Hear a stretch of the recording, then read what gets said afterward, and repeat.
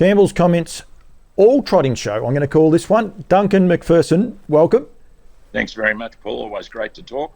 This is going to be a little bit different. You and I can get on here and we can chat for a little while. Yeah. I am going to warn people. I've also got Anton Golino, who loves his trotters, and Blanche Poole as well. We're going to try and highlight the trotters.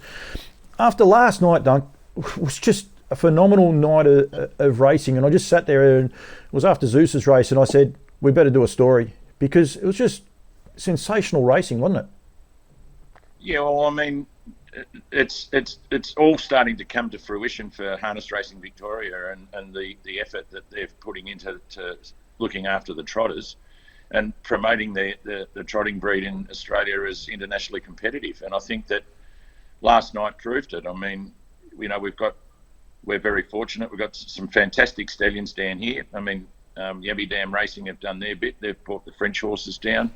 I've heavily invested in the American genes with Muscle Hill, as most people know. And last night for Aldebaran Park, we had a Muscle Hill double, and we couldn't be happier. And I'm intending to, you know, like Anton says, if we can keep doing what we're doing, and he's thinking about taking his horse to America, well, I'm bringing American horses to Australia with Aldebaran Ravani, who's up in New South Wales. It goes around again on Tuesday, but it just goes to show that our horses, if we're thinking about taking them to America or bring them down here, we're competitive wherever we go. And I will ask you about I'm Ready Jet. I'm obviously going to talk to Anton as well about her last night, but we'll get on to her a little bit later on, because sure. I think there's some phenomenal ones. And before we get into two things, I just wanted to say, you'll be back in a sec. You do this to me quite regularly, that old tap. Just two things. Last night wasn't an all trotters night. Like, remember the big, you know, fanfare we had about having these all trotters nights, and now we have so many of them that they're just another meeting. But last night was just this combination. It was a metro meeting, but it was just a combination meeting, and it just worked. It just worked so well. To say we probably didn't have the A-grade paces, especially in the free-for-allers, but they all complemented each other. It was just a brilliant night of racing. It was great to sit back and watch it on Trots Vision. It was awesome coverage, and it was great to be able to sit back and watch it. Well, I mean, we showcased some juvenile trotters last night, which is what our industry should be doing. It's great that there's a 3-year-old race series for the sales graduates, and that just goes to show, if you go into sale, the competitiveness of those horses, even though they weren't full fields, but they were extremely competitive fields.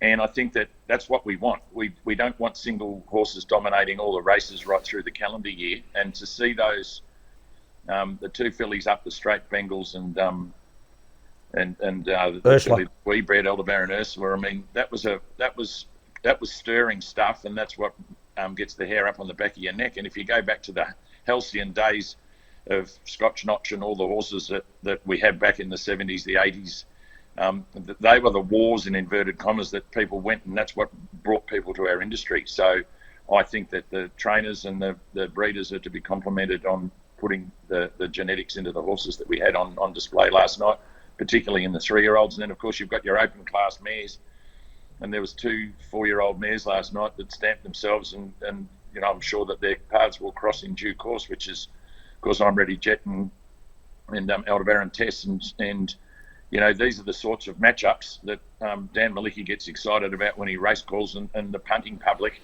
are going to be drawn to our industry. It's just awesome stuff. He is a phenomenal caller, Dan Malecki. I thought you might have had a name change there last night. He kept calling you Aldebaran Lodge. He must have.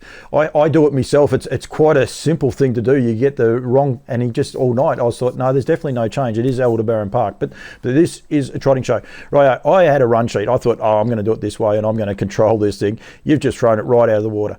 Right, we'll talk about Aldebaran Test for a start last night. Yep. 4-year-old mare on the up. Continually keeps improving and doing the job. Wears no gear, no head check, seems a no fuss sort of horse. You know, came out of the gate, got a position behind the leader, goes to sleep, and then just flies up the straight. One, she's named after your daughter, but you just must be, all in all, just so proud of just the way this horse is, not only as a racehorse, but how she's developing and how she's becoming the ultimate racehorse. Yeah, look, we actually put her through the yearling sales in New Zealand and didn't get a bid. And I just checked the stud book this morning, or the sales book this morning, and her older brother was Aldebaran Willow, who, if we remember, Gavin Lang drove him to a win at Melton when he was about, I'm not joking, 200 metres behind him. And Willow was never sound, but he had enormous potential, and this is his baby sister. And when we went through the sale ring in New Zealand and couldn't get a bid, I think it was 22,000 for a Muscle Hill filly out of Solar Powered, who's a half to Aldebaran Shades, who was a really good horse. And I just said, no, we'll bring her home. So we brought her over to Australia after the sales and suggested to Maddie Craven that this might be one he might be interested in. She didn't didn't do much as a 2-year-old, and last year she was not sure of herself, but she's definitely come back more powerful and more mature as a 4-year-old. And I've always been an advocate. You don't rush the horse will tell you when she's ready. And I think that she's on the way up, and there's no doubt she's got a fair bit of bottom to her.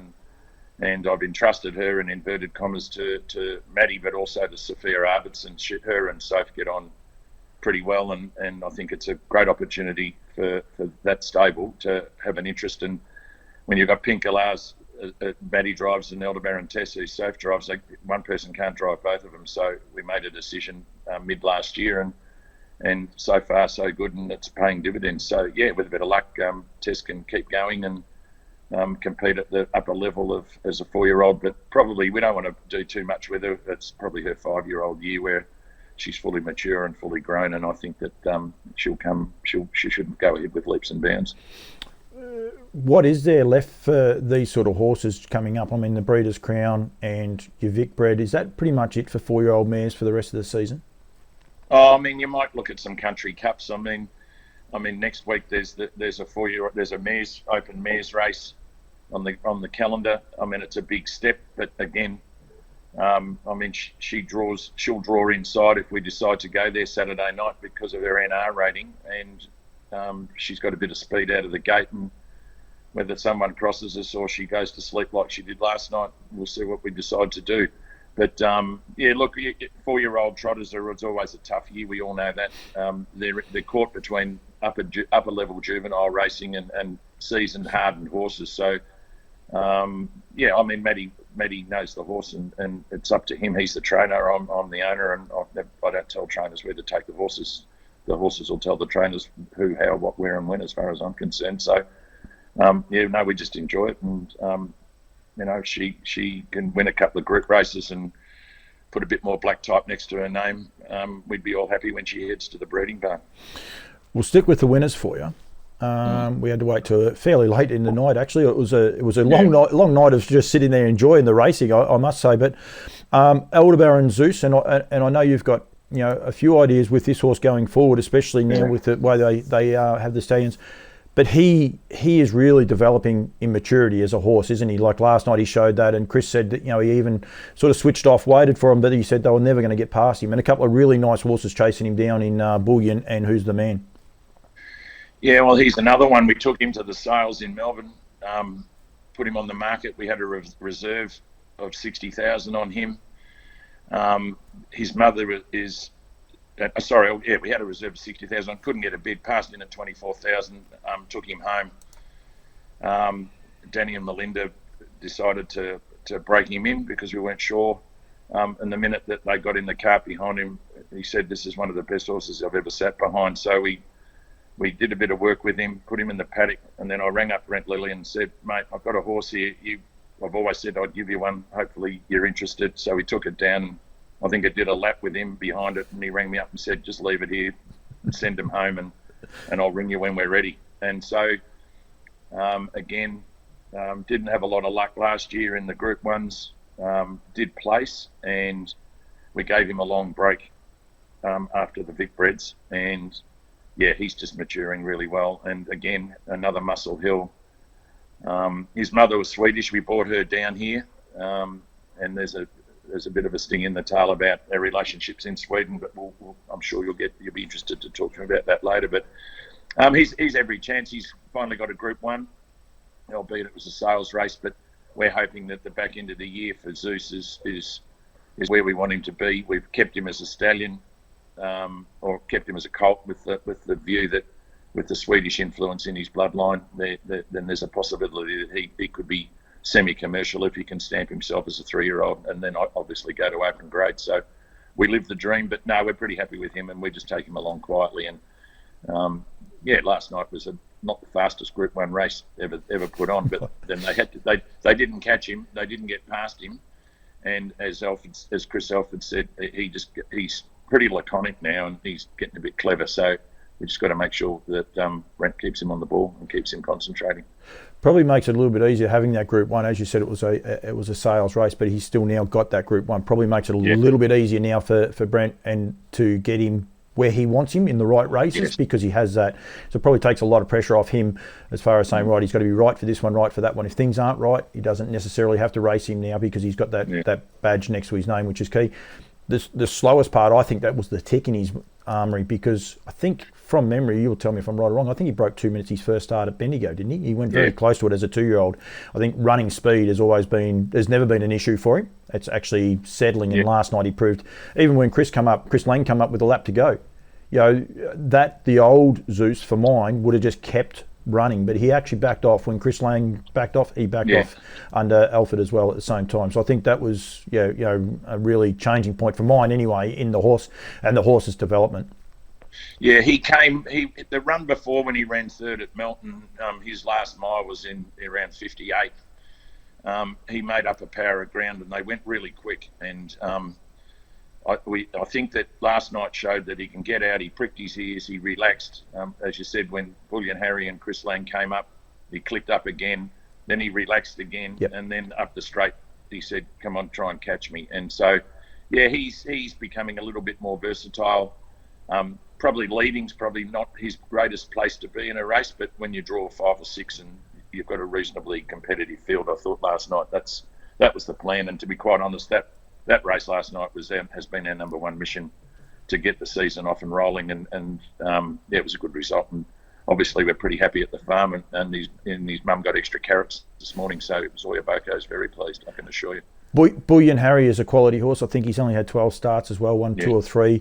And Who's the Man is a really, really nice horse who's got the breeding to go anywhere with. So sometimes you can say it's only a sales race, but I think you'll find definitely the first 3 and a couple of the others out the back have got the chance of developing into nice enough trotters. But I reckon if you follow those first 3 across the line for the rest of the year, it won't be just a sales race. It'll be any race. The 3 of them are going to stamp themselves. Yeah, and I'll throw John Niston's horse in there too, that ran 4th. I mean, it's only had a limited number of starts and shown huge potential. And I think that the 3-year-old trotting ranks, when we get to the business end of the year with the Derby and the Vic Bred and the Breeders' Crown, I think you're going to see some absolutely fantastic 3-year-old racing. And they're not cooked, these horses. They're, as you said, Harry's only had 12 starts. Zeus hasn't had a lot. And these horses are just being allowed by their trainers, and they're very astute trainers, all of them, as you know, but they're just being allowed to mature. And I think that's going to be what the sport needs. When we've got 3, 4, 5-year-old horses of the calibre of these heading into the future, then our industry's in really good shape. In a normal year, when I say normal, you go back 5 years ago, that would have been the main 3-year-old races and all the rest. And we're going to stay on Kilmore, but I'm just going to go back to Bendigo the night before, and a good mate of yours, Jim Connolly, his horse, Kai Valley Hacienda, another 3-year-old coming up, and also Kiang Zena. They ran 1-2 against the old horses. And it doesn't really get a mention, but you get horses like those, like Kiang Zena's earplugs didn't come out. Jason Lee said he wouldn't have probably beat him, but he would have got a little bit closer. It's just great, the depth in these horses and going around. And I love a horse like Kai Valley Hacienda, because if you want to see a pretty horse, he's the horse you want to watch, because he's just awesome to watch when he's free rolling like that out in front as well. Yeah, look, it's going to be a super competitive year for the 3-year-olds. There's no doubt, and I think that the public, and we've got to endear ourselves, and it's up to the HRV marketing team now to maximise the opportunity. It's probably one of the strongest 3-year-old crops of trotters we've had for years. I mean, we've always had good 3-year-old trotters in years gone by, but that's usually been dominated by one horse, and whether it's Blitzton Calder or horses of that calibre, no disrespect to the horse, but I think this year, if you can win a Group 1, you'd be lucky to win years ago a horse could win 3 or 4 of them. I think that it's going to be a pretty fair spread and a bit of luck on the night that's going to decide which horses get to the line first. Yep, absolutely. I love it, and I just think that was a really good race at Bendigo that's just flown under the radar for mine, with a lot of people didn't realise. Right, back to Kilmore last night, and I've got the video. You came out second in this next race, but I don't think you'd be upset as a trotting purist. Just where the video is now, it's about 700 metres to go, and they've just got Line Ball Bangles and Aldebaran Ursula. She was a run short, Aldebaran Ursula, but this is just trotting at its purest. These two fillies side by side for 500-600 metres, right to the line. It's just brilliant to watch. Yes, and credit to both trainers. I mean, Ursula was probably a run short, but there's no excuse, and Bangles is right up there. We know she was the 2-year-old filly of the year last year. Ursula we sold her at the sales. She went to New South Wales. She's already won the Oaks this year. She was second in the Derby to Kai Valley Heist, which is one of Jim Connolly's horses, and she's the fastest 2-year-old trotter in Australian history. So she's a pretty clever filly, but Bangles gave her a start last night and then sat next to her, and then it was a war of attrition up the straight. And it's just mind-blowing that the competitiveness of these fillies, and they're not the only ones. I mean, again, it was a sales race last night. There are other 3-year-old fillies in the wings that I'm sure that we haven't seen even some of them yet. It's only August, and the business end of the season's coming, but look, just a wonderful training performance on both of them. It just goes to show, the breeding. Yul Boko's the sire of Aldebaran Ursula. I think he's a very underrated sire, but and we have him at the farm. And but if there's anything, she's continued along as a good 3-year-old. And again, the 4-year-old seasons for these horses is just going to be outstanding, and I'm sure everyone's looking forward to the rest of the year with those two and others that were in that race. I mean, there were others in that race. Couple of Chris Lang horses, Eva's Image and Queen Invasion, I think, or the other, Queen something. Anyway, and we had another one in there, and so all of even the next cluster of the 5 that crossed the line. I mean, you'll see they'll all feature at the back end of the year. There's no doubt, but the front 2 are something extraordinary. Yeah. Absolutely. And on that video, Dunk, 2 fillies, no head checks, minimal amounts of boots. Doesn't look like either of them wears a burr on their near side. It's now becoming pure trotting. Like that's the part about it. And they were flat. I can't remember. I haven't got the times in front of me, but they were. I think they broke 29 down the back straight and still got home in under 30 up the straight, and just head downs having a crack. It was stirring stuff. And if anyone, we've got a great group of callers here in Victoria, I must say, but it was just great hearing Dan Malecki. He just, I reckon he stood up and he was pretty proud to call that race. That's for sure. It was a ripping race. Yeah, and we were tickled pink at the farm. I mean, Gypsy Flair, who's Bangles' mother, she's Sky Valley. So Sky Valley's not only still stamping himself as a good sire, as we know. Aldebaran Misty won the other week for Jeff Webster. She's 3 from 4 as a 2-year-old. But to now see that there's some broodmares by Sky Valley that are leaving Group 1 winners. What can I say? He's a super stallion, and he's now proving it genetically, in the generations to come. So.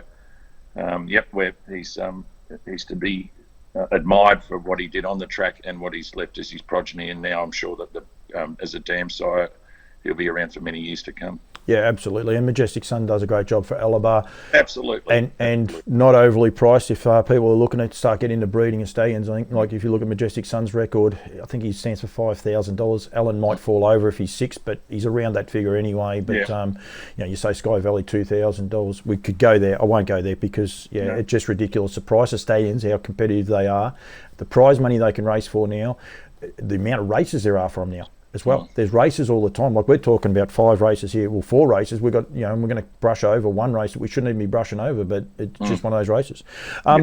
Ready, Jet. So with Bangles, I'm going to catch up with Blanche Poole. Also got Anton Golino chimed in as well. But this, I'm Ready, Jet. It was sensational the way she, like, just a young mare as well. She just flew. From your point of view, running second with Aldebaran Crescent, she's going terrific as well. It's just the depth in these trotters, isn't it? Yeah, I mean, again, Aldebaran Crescent, another sales graduate. We bred her. Look, she's been outstanding, and she's a bit more race hardened than I'm Ready Jet, but for I'm Ready Jet to sit outside the leader and then pull her way up the straight. Again, lightly raced. I had a look at her details this morning, and a credit to Anton and to the efforts of Yabby Dam Racing. I mean, they're like no different to us. They're heavy investors in our industry, and to get a nice horse is something we all dream and live about. And I'm Ready Jet's one of them. So, you know, as I said earlier, the 4-year-old, she's 4, and the 4-year-old mares that are around, there's some really exciting times coming. And I think if we aggregated all the good 4-year-old mares and had a decent 4-year-old mares race series, and that's something that I'm working on with Harness Racing Victoria going forward, then I think that you would be surprised at the competitiveness of the 4-year-olds, and we need to give them the opportunity before they start, you know, taking on the older boys in inverted commas, and single sex racing for 4-year-old mares would be as exciting as what we saw with the 3-year-old sales races last night. And potentially taking on the world. If there's more races for them here, it's better for us and our product to have them here. I'm sure, you know, it was mentioned last night in the call with Trots Vision, but you know, Pat and Anton have always dreamed of taking a horse over. She may be that horse. I don't know yet. I haven't interviewed Anton until later on, but if there's more quality races here, we don't lose them off our shores, and we might get European horses coming here to race in those sort of races, which would be better for us and our product, that's for sure. Majestic Courtney won the last race, beat a Group 1 winning horse called Powder Keg and Pants Up. Quality horses, and we're just going to brush over it, but that's the depth of the field last night at Kilmore and the way the Trotters are going. It was just a ripping card, wasn't it? Yeah, I mean, you know, there's been a number of articles written and posted through Harness Racing Victoria and Adam Hamilton and so on through the Herald Sun and in the general media that it's staggering, the quality and the depth. You know, 10 years ago we'd be struggling to get 2 races on a card. Now we can get, I think we had 6 the other night at a midweek meeting. There was plenty there last night, and they'll back up again next week. And I think that, again, the competitiveness and, you know, Pants Up's a mare. You've got Powder Keg Group 1, as you say. So you take Pants Up and a couple of the other girls and put them in a mares only race, which is on next week. It's just so exciting going forward. And I think that we do need to let them race against themselves, and then we can actually decide whether we've got globally competitive mares to go and take them on over the other side of the world. And, if Anton thinks he's got one, and if we think we've got one, well, then we'll do the same. You know, there's good prize money in America for open mares, as we've found out with the open paces.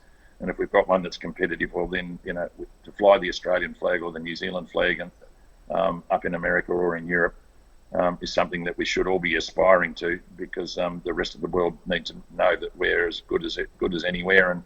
And our herd numbers, as I keep saying, our herd numbers are the fastest growing herd population in the world, and the reasons are as what we saw last night, and that's what people want, and that's what we aspire to. Absolutely. Tough Monarch, just a sensational old horse, winning in Sydney, and beat a quality field there as well. I think Big Joe Hammer might have run about 6th. That's the quality of the field. He did be an Indian performer. Queensland, they had Aladdin Sane step out. He looks a lovely horse for the Dixons. Lightly raced, but another nice horse. So trotting in Australia is actually going very, very good, and even New Zealand. But it's just great, and it's very, very exciting.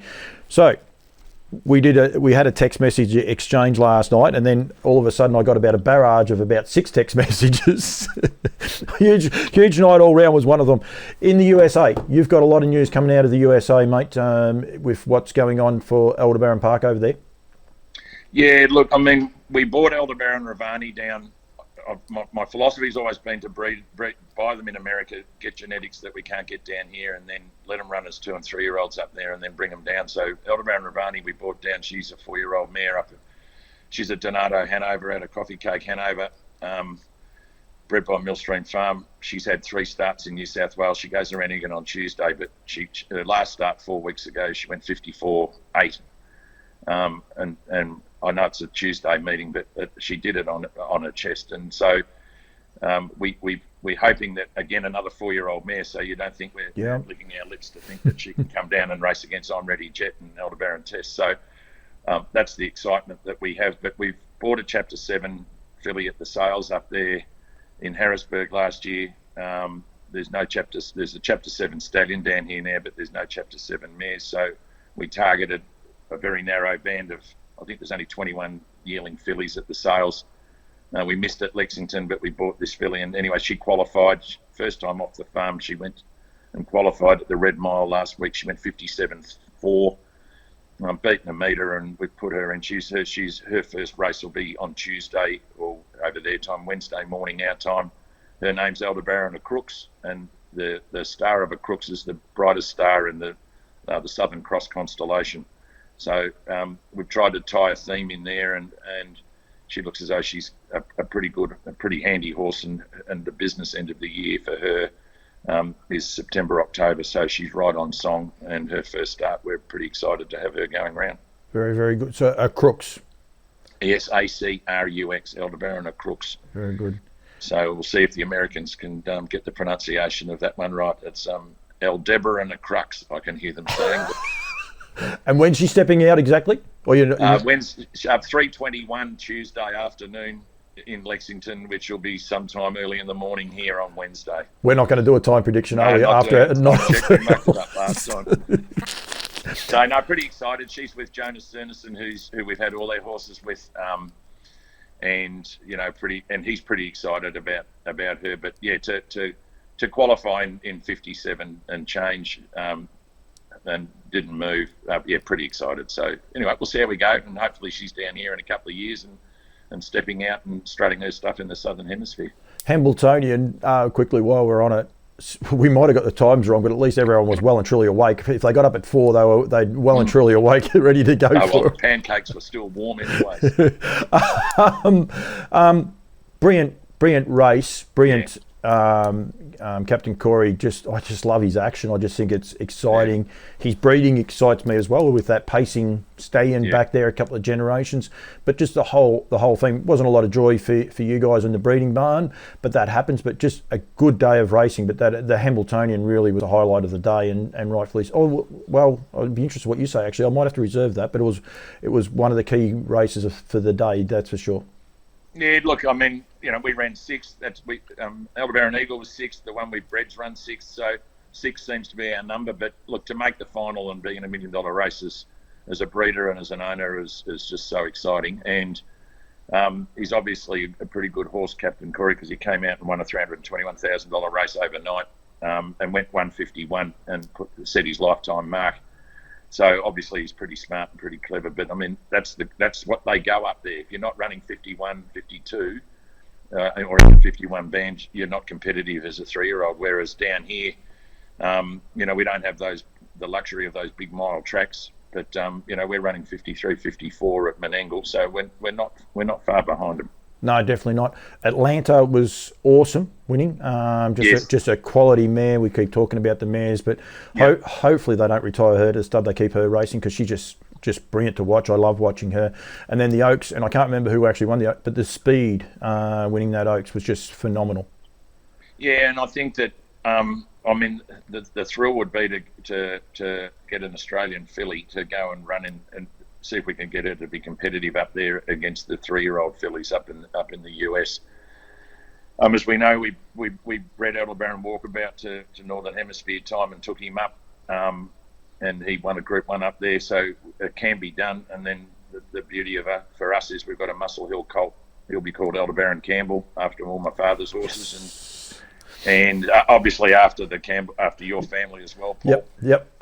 But he's a full brother to the one to Aldebaran Walkabout. So yeah, we're pretty excited, and again, Muscle Hill. So we'll just see how we go. But look, I mean, there's no reason why we can't continue to watch and aspire to what those big races are in America, and the Breeders' Crown and everything up there that's coming up later in the year. I'm sure that we should be beaming some of that in and enjoying watching what's going on. Yeah, I do love their coverage. I'm a little bit biased to the way they do it. I think it's a lot of fun. Sweden, I will let you go, but Sweden as well. We've still got some news coming from Sweden. Yeah, I mean, Maori Time, as you know, is up there, and her foal's on the ground, and she's in foal again. So we're Fred Cruz and myself are pretty happy with the way things are going up there. We're selling a horse in the Manhammer sale in a couple of weeks' time called Foreshore Aldebaran. There'll be videos and photos, and I'll try and give you some information as to comes. Cool. We've got a relationship with Mannhammer Stateri up there, and the good news for us is our mare, we've got a mare, Aldebaran Teal. She's in foal to Who's Who, who's recently won some of the big races up in Sweden, and his book is fully booked in Europe. She's going into quarantine in about 7 days and is due to land in Australia on the 24th of September in foal. So we'll be bringing a going Kronos mare down here in foal to Who's Who, and it'll be genetics again, a bit like when we brought Zoya Boko down, who's now the dam of Aldebaran Zeus. We're hoping that in time the genetic will pave the way for opportunities for us to stamp it. And the good news is that Mannhammer have come on board, and we're going a 50-50 deal to bring the mare down and race the resultant foal. So Mannhammer are finally having an investment in the Southern Hemisphere, and that will obviously, hopefully, lead to the introduction of their stallions down here within the next 12 to 18 months. That'd be huge. So more of this blood. Just very quickly too, before we get off that subject, one thing I want to make sure for a lot of people that aren't aware, the Europeans, they, unlike the Americans, they retire them to stud. The Europeans serve and keep them racing. That's one of the key parts. Over here, if someone did that, they'd say, oh well, it's not much of a stallion, and they're just trying to get a couple of mares on the ground. It is the way they do it over there in Europe with all of their horses. You'll see some of their horses. I think Bold Eagle raced till he was nearly 10, didn't he? Yeah. But he'd served mares from about the age of 4. So I think that's something people got to be really aware of when you look at a lot of these European stallions.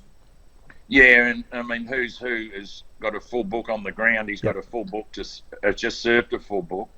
And he's a 5-year-old racing at the top level, and he won a good race up there a couple of weeks ago. And the question that they've got to decide is, do they take him to the Prix de Maurice and take on the best down in France and the rest of Europe in January, February next year? So that's a decision that Johan Hallander and Pasi Aoki and the team at Mannhammer are deciding on at the moment.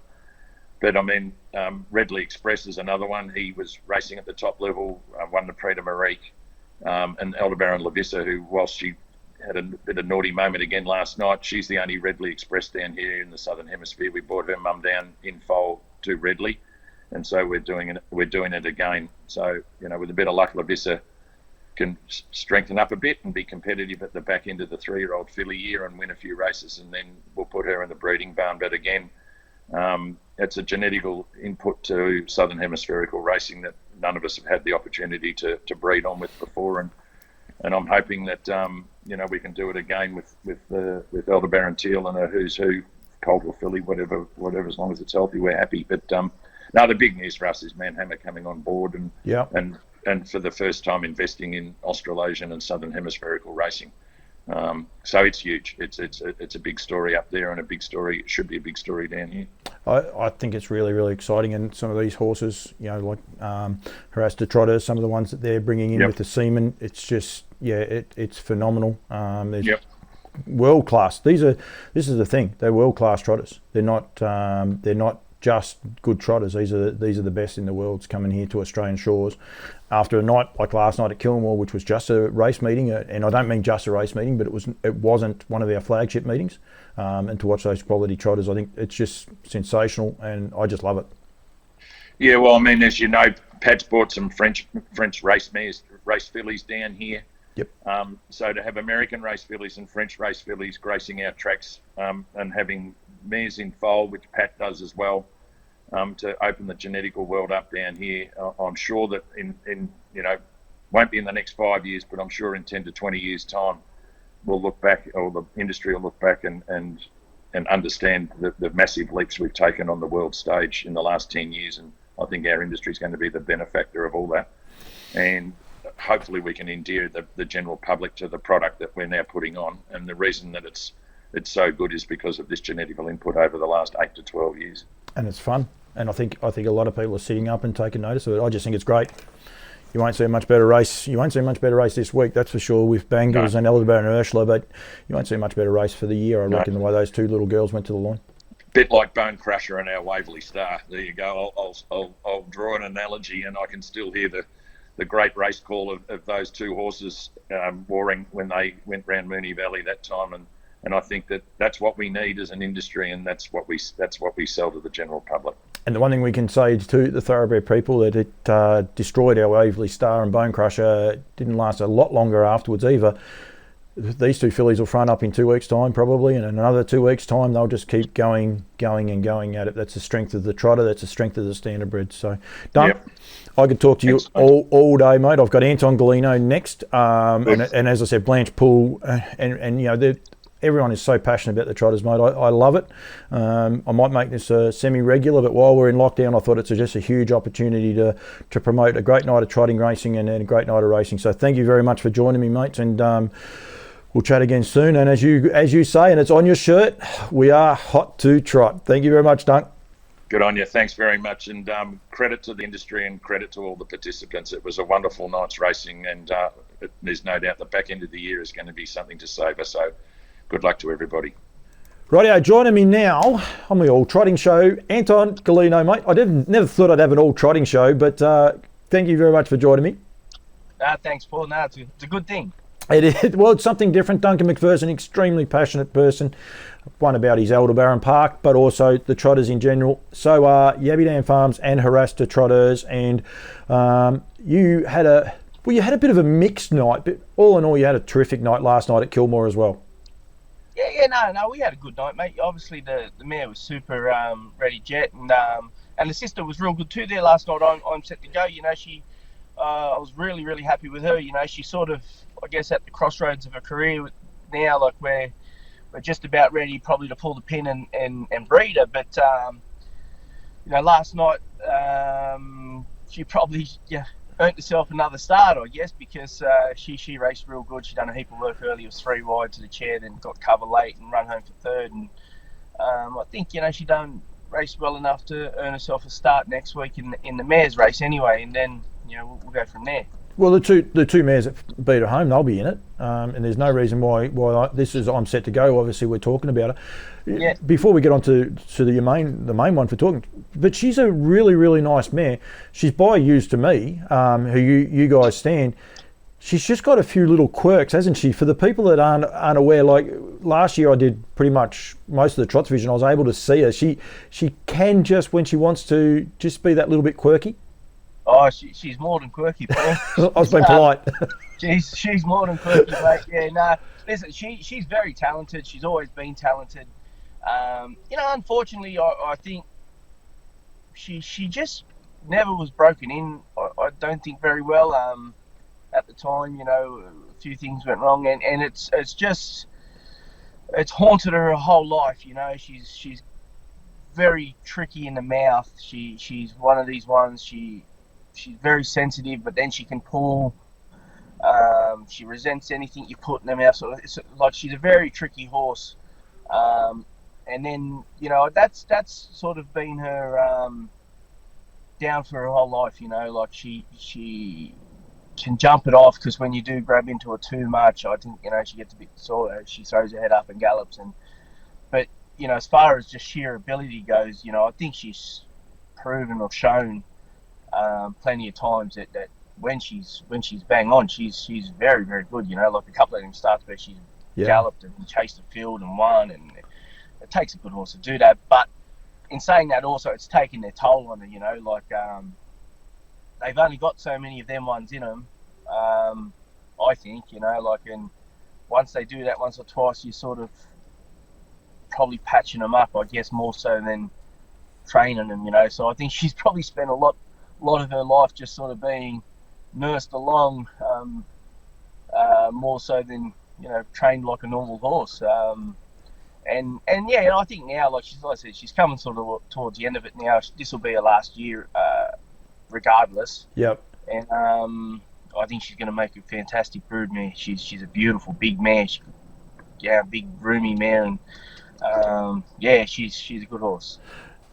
We've all had a horse that knows when it's race day. I think we all say, they can smell the aftershave or the perfume or whatever it is when you go out to try and catch them. She's better than that, because she actually knows when it's her race, because I've seen you not warm her up and she's a handful in a preliminary. I've seen you when you warm her up and she just goes out there and just jogs around like a cart horse, like she's dropping off the milk. But when it's her race, she just knows it's her race, doesn't she? Yeah. No, she's too smart for her own good. She's too smart for her own good. But she's a special horse to us. We bred her. Obviously, she's by ewes. She's the first crop of ewes. There was only five foals. I think you got 3 to the races that first crop, and 2 made the Breeders' Crown final. She should have probably won 2 Group 1s. She's a bit of a hard luck story. She just missed out in the Oaks at 3 and just got beat her nose, and was a bit unlucky. And then she hit a wheel in the Gold final, going down to the sprint lane. She just tried to get going too quick, and she was absolutely loaded, and probably was a good chance of winning that. But that's racing, obviously. But she's done us proud. She's done a great job, and she's done a good job for the stallion. Absolutely. And Used to Me stands at Haras to Trotters, and he's standing this season. So please don't forget him. And he is 2,500. Am I right? If I get myself into trouble. Yeah, I couldn't quote you that, Paul. I that's the boss's department. He sets the prices. We'll both be in trouble tomorrow. Louise will be ringing me up, telling me off. But no, please get in touch with Louise as for all of the service fees, and including Classic Connection. I'm not sure if I've got that banner there with Classic Connection as well. Don't forget the great deals that Pat and Harasta Trotters have got going on there for him, which you can get a $3,000 breeder's bonus back if you breed to him. Make sure you go to the Harasta Trotters website. That wasn't what I was actually going for, but it ended up that way. That's what I do. I'm ready, Jet. Last night, we'll talk about her first. Absolutely breathtaking, Anton. And I spoke to Duncan before about it, and just the depth in the 4-year-old mares this season alone. But her win, it was just mind-blowing. They were talking beforehand, Jason Bonington and Ben Cray were talking about which one's going to be the best horse in Australia, and they were talking about Majestuoso and Covered in Darkness. And they couldn't get within a bull's roar of her. Yeah, she's, I've been, I guess, probably been a little bit bullish, what I think of her. I don't really like to get too carried away and wrap them up too much in that call, but I've been pretty lucky. I've had a couple of decent horses over the years, and I've been around some really good horses. For the guys that I've worked for, Mr. Dubois and Noel and Timo, these guys, we've had a lot of good horses around us, and she's just always had that sort of a little bit special feel. She was brilliant at 2. She had a few quirks and that. She was just baby sort of stuff, but obviously she came out. She was wicked in the Breeders' Crown final. Then she come out early at the 3-year-old, and she's trotting 55 under double wraps there at Melton when she won the Princess, and then just sort of fell apart on me. A few things went wrong. She got footsore. She tied up. She had a chip in the hock. But I've always known that, or thought, I guess known's probably a little bit arrogant, but I've always thought that she was a little bit special. And but it's easy for me to say that, isn't it? Yeah. It's easy for me to just say, I like this one, I like that one. But I think last night she showed that, it was a good feeling for me, because you don't look like an idiot as much, because she done the job. She was as good as one could be there last night to sit parked in that field, and he never pulled the plugs. He never pulled the plugs. She jogged there last night. Her 2 runs back have been sensational before that. She was second to Kangley Down, and we know how good she is, and she's an aged mare. Yep. Kangley Down now, and my mare's only 4, but she was sensational when she was second to her, and then she was second to start the first up at Ballarat to Maori Law, and Emma Brosnan's done an amazing job with that horse. Yep. I've got to give credit where it's due, mate. He's done a sensational job rejuvenating that horse. He's flying that horse. Even last week he was sensational. So off them 2 runs, I was really, really happy going into this race, because I sort of thought, I think my mare's spot on, and she showed it last night. We were talking before about the sister, and she a little bit quirky from time to time. This mare, I haven't seen a lot of her, pre-race as much as what I'd like to, because with COVID. But to me, she just seems to have it all, like a perfect look, like racehorse. She seems to warm up nice. She seems to, what you see on Trot's Vision, settled nice last night. And as you said, Jackie didn't even pull the plugs, but he asked her with about 100 to go, and she just strode away from him. Yeah, she's definitely got better manners than the other mare. She's better mentally, obviously. But in saying that, she is quirky too. She can be a bit of a savage. There's days when I know the girls will go into a box to catch her, and they'll be yelling out for a hand because they're not getting near her. She'll spin and have a kick, or she'll bite. And there's some days when you go out to get her in the paddock, if she doesn't want to come in, she doesn't come in. You're no shot of getting near her. She'll have a go at you, the bugger. But she's quirky in that sort of way. She sort of has, I guess you'd say, that good horse attitude. She's a little bit arrogant. She'll push you around. When you go to put a bridle and that on, there's nothing for her to just bang you with her head and half knock you over. And she's sort of got a few little quirks when you go out to work her and that. If she wants to walk, she'll just walk. And you can smack her on the bum as much as you want. She'll just walk, and then once she's sort of ready to go, she'll get off and get going. But she's definitely, mentally a better horse than the other one. But that's no fault of the other one's fault either. It was just the way it was at the time. But she's a good horse. Yeah, she's a real good horse. Like how good? And I spoke about Duncan with this, about the depth in our trotters, how good they have got. And I'm going to ask you about another race in a sec. The question was said last night about you guys always wanting a horse to take overseas. Is she that horse to take overseas, or and if even if she's not, how do you think she would compare with either in the States, or where you sent Majestic Player, or back to Europe? I think against her own sex, she's competitive anywhere she goes. Can she go and beat the likes of FaceTime Bourbon? Probably not. No. Like, I'm realistic, mate. I know how good. But against her own sex, I think she could go anywhere in the world and be very, very competitive. Obviously in the States right now, Manchengo and Atlanta are two outstanding mares. Like they all trotting 50, sub 50 every single week. Them mares. Can my mare trot that? Yeah, I think she could. I think it would probably take us 6 months to sort of get into that sort of system of racing. Because we spend a lot of time trying to sort of get them to settle and relax and all that sort of stuff. We're a little bit over there. It's a bit more go. But I think she's got the motor to do it and the ability to do it. And then as far as Europe goes, I honestly believe, against her own sex, against the mares, she could go over there and be very competitive. But once again, it's easy to say, sitting here and say, they've got to go and do it. It's another thing going and doing it, But like I said, I've been lucky to be around a couple of decent horses, and she gives you the feel that she could. You didn't answer part of that question. Is she on that radar or not? Not really. Oh, the world's a funny place at the moment, Paul. Yeah. It's a crazy place. In a perfect world, you'd love to take them. Yep. I don't think that will be happening anytime soon for anyone. But lucky enough, I've been lucky to sort of know some great people. But, I don't think she would go this year. If she did go, she's only 4. She'd have to go over there and race the Open.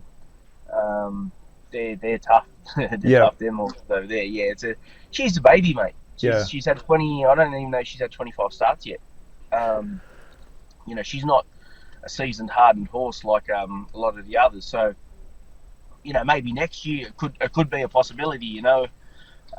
Whether we send her or by then, obviously I'd love to take her, but that's difficult nowadays too. With young family and that. But it's a dream of ours.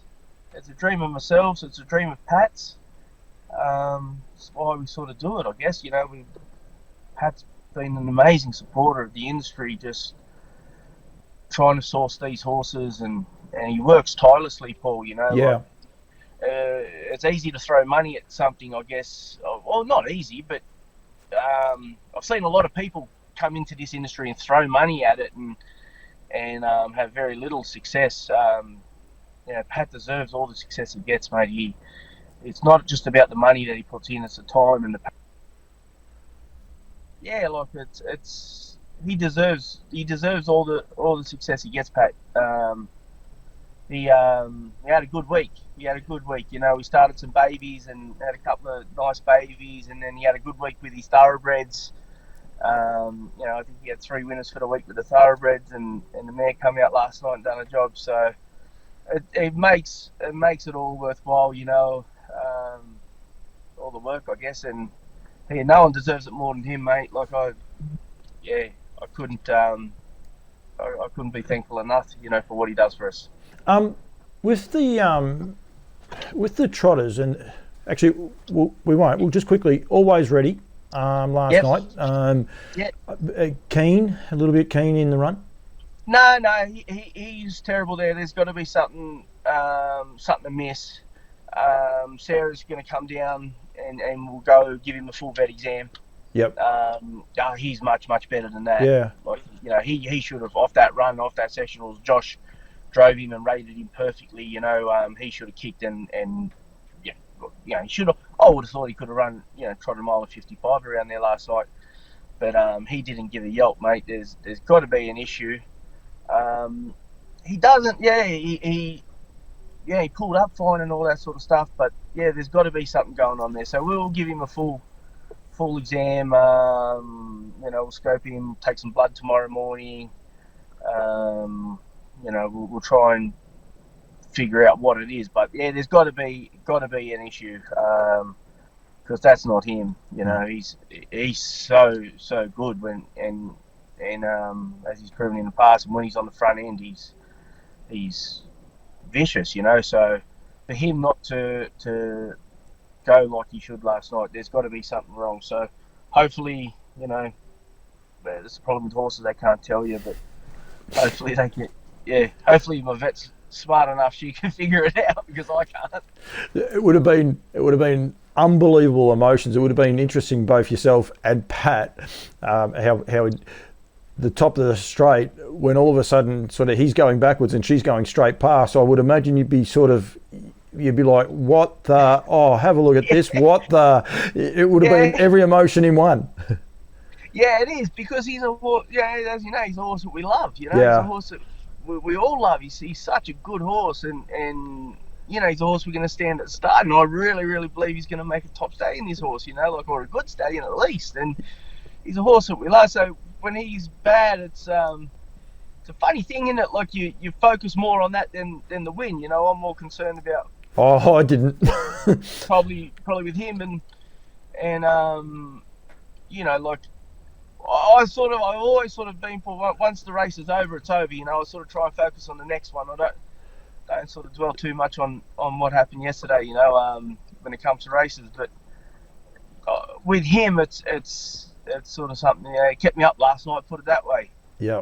Watched the replay a couple of times, and was he pulling? Was he keen? Did he? And Josh, speaking to Josh, he said he travelled kindly.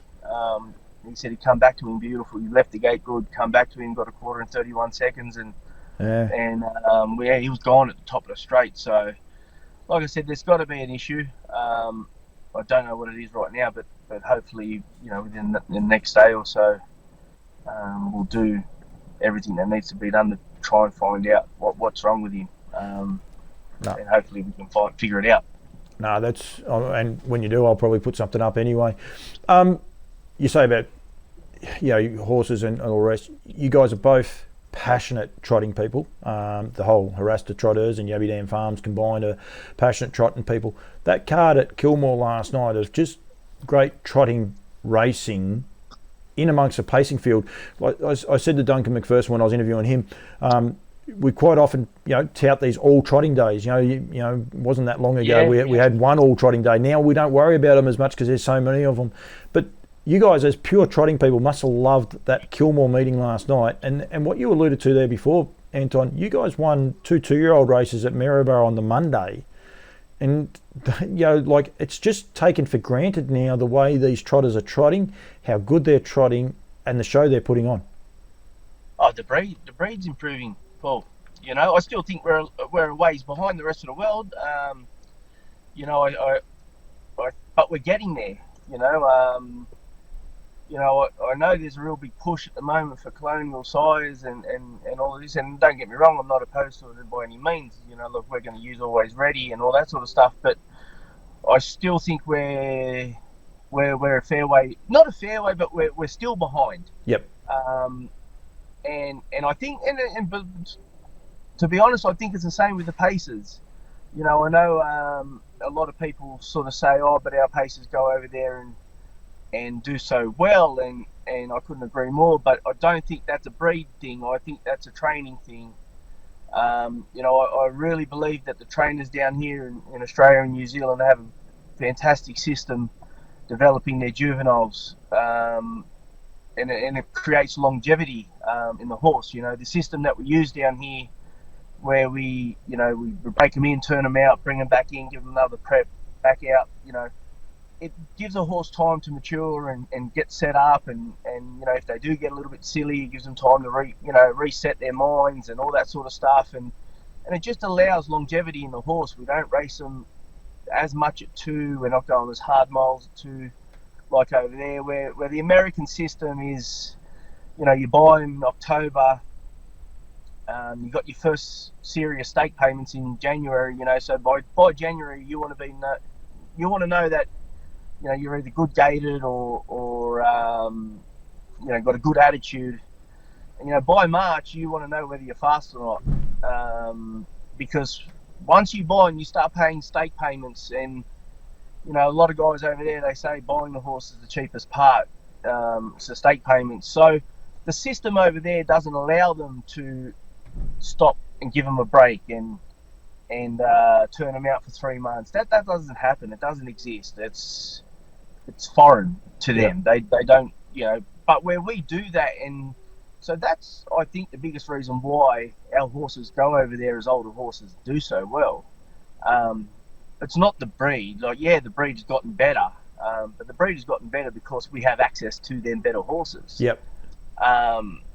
That's my opinion. I know I'll probably cop a bit of flack for it, and people say I'm wrong, and that's fair enough. But I really believe that it's more a case that the way that we train the horses down here, and there's so many good trainers down here doing juveniles, that system, it just allows a horse to go on at 5, 6, and 7 and be good horses. Up there, like I said, you buy them October, by March, if you can't sort of trot a mile in 53 or pace in 50, you've done your money. Yep. And our trot breed has just gotten so much better, be able to getting access to these horses. Whether it's Ready Cash, whether it's Muscle Hill, Love You, Father Patrick. It's just they're just total always improving. And it's the same over there. Like you see over there now, you see a lot of the top horses in America are by French stallions or by the likes of Goo Goo Gaga, who's a pacing side horse. They've got to advance too. They've got to advance too, just as we do. But I think we're getting there. It's one thing you and I have had a couple of conversations about is it Franco-American? Is that what you Yeah, the Franco-American horses. So the French cross. And this is one of the things I think a lot of the breeders here, and I spoke to Duncan McPherson, and I know Pat's in the same boat. Got to keep looking at what works, and the Americans. Well, Classic Connection is a case in point. Mr. Devoir, a passionate French person, but decided to stand over a Canadian mare to breed a horse like him to see how that changes the breed, and it paid off in spades for him. So we've always got to look at that same thing as well.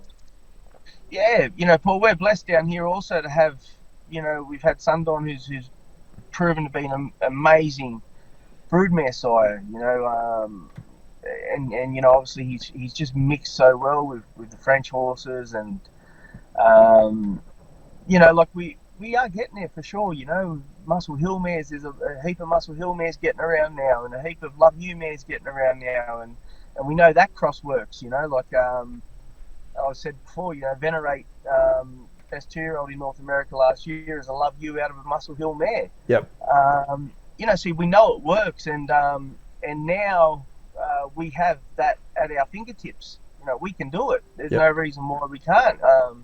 Obviously, there's a lot of reasons other than it can be expensive and etc. But we have the option there to do it. You know, which is exciting.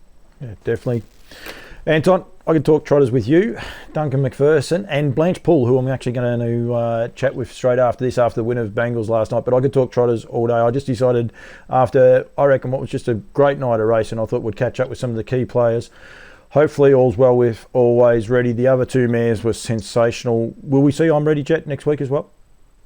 I think so. Yep. Yeah, I think so. She'll I'll you know, have a look at her tonight when we bring her in and check everything's okay. But, you know, she ate up. She ate up this morning. She's all good. So I'll sit down with Pat there this afternoon and we'll have a little chat and see. But, yeah, I'd say she'll probably go around. Awesome. That's actually at Bendigo next week, because there's no Melton again next week. So it'll be actually at Bendigo. Speed track. I do wear Bendigo on my sleeve. It's a very fast track, but Beautiful track. Anything could happen. Anton, thank you very much for joining me, mate. I've appreciated it. There was one little section in the middle that I've had to edit up.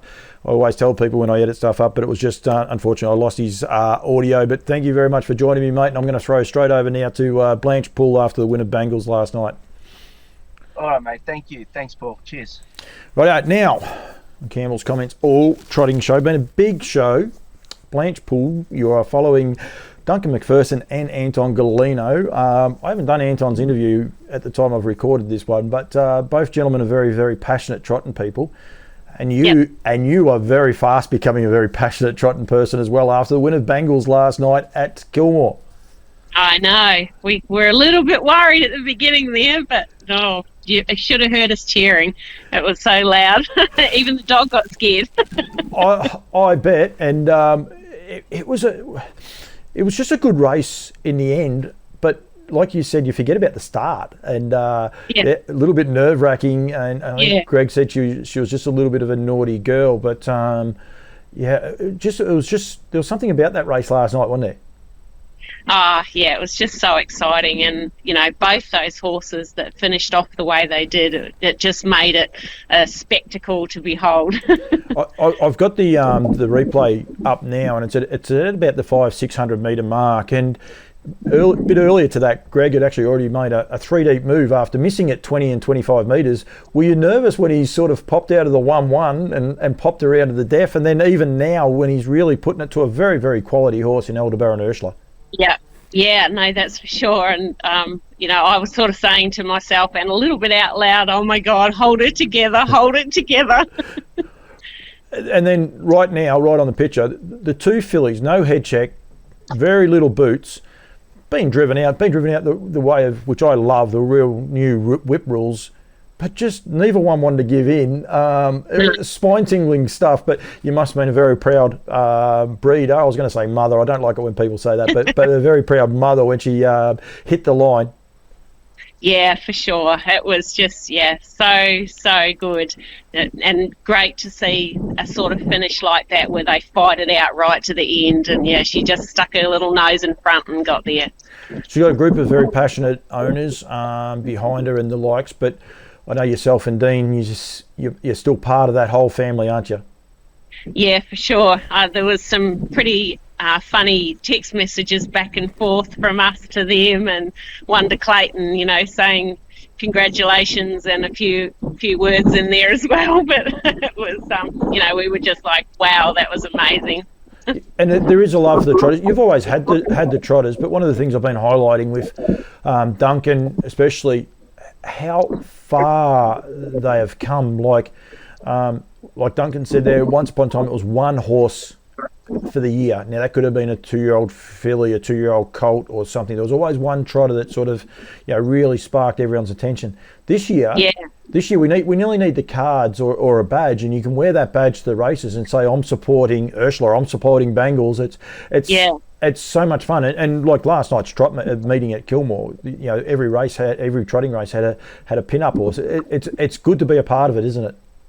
Oh, sure is. And what a great way to promote the industry. When there are so many ones that people can get behind, it makes it a wider playing field and a more fun playing field. It is indeed. You sold the last two after her at the sales, but you do have another one. But I had a little chat to you a bit earlier. I was actually prior to this latest lockdown, we were able to catch up, and you're probably going to keep the next one. Yeah, it's still under debate.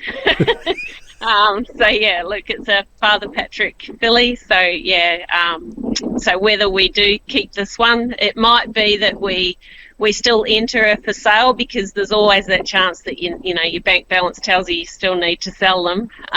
But she's certainly a really nice filly. She was a little bit nervy when we handled her as a baby, but she's really come along now, and she comes up to me in the paddock for a scratch and a pat. So she got an extra one this morning when I checked them. Anyone that follows Blanche on her Facebook account too, there was a beautiful picture of two sparkling champagne glasses together, and I think you would have well and truly enjoyed that sitting back last night, especially like I said, we're all in lockdown and we can't get there. That's right, and it was just a little bit sort of tongue-in-cheek, a bit of fun as well. Like my daughter had the other glass, she's only just turned 18, so there was a few people saying, should she have a bottle of champagne? But no, it was all good. It's all good. That is one of the good parts. Gypsy Flair, is she back in foal? Because she is getting a little bit older now. Yeah, so she actually started her breeding career quite young. She's back in foal now to Volstead. And we're sort of shuffling around a few stallions as well what we're going to go to this year. I'd love to see her have a colt. She's had 4 fillies in a row. Yep. We're waiting with bated breath to see what the next one is. She was a funny story. She didn't race as a young horse. She just couldn't. We couldn't quite get her to the track. One of her trials at Shepparton, she bet home the paces, and we thought, we've got something real nice here. And she always had that sort of turn of speed, but she just didn't. She would gallop, and she just didn't have it quite together. So we got told by the trainer, look, just put her in the breeding barn. She's worth more to you there, which a lot of people would have said, you're just retiring a horse and putting her in the breeding barn for the sake of it, but it's paid dividends for us, so it's great.